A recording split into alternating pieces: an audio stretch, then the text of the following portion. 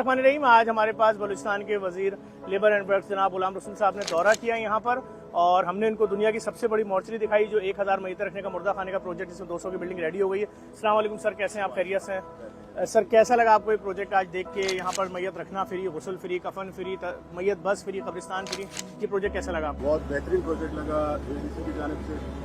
देख के खुशी हुई कि पाकिस्तान में मैं समझता हूँ इससे बेहतर मैयत खाना नहीं होगा, और यहाँ जो फैसिलिटीज़ जैसे जफ़र भाई ने हमें बताई जो लोगों को फ्री मिलेंगी, उससे मैं समझता हूँ कि कराची का बहुत बड़ा एक मसला हल होगा। सर बलूचिस्तान में भी हम चाहते हैं मुख्तलिफ वाक़यात हम देखते हैं, सानियात देखते हैं, वहाँ तो सानिया भी कोई छोटा नहीं होता कि अगर कोई वाक़या हो रहा है तो 150 ज़ख्मी, 60 जनाजे और 80 जनाजे और 100 जनाजे, और वो मनाजिर भी हमारी आंखों ने देखें कि लोग बर्फ़ की सिलों के ऊपर अपनी मैयतें रख के बैठे हैं। वहाँ भी बहुत ज़रूरत है एक मुर्दा खाने की।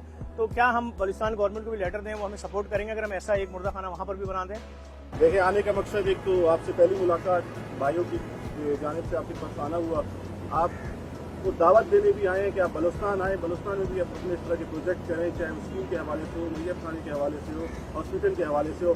बलूचिस्तान गवर्नमेंट आपको, बलूचिस्तान के लोग दिल और जान से सपोर्ट करेंगे, और इंशाल्लाह वहाँ आपके जो प्रोजेक्ट है कामयाब होंगे।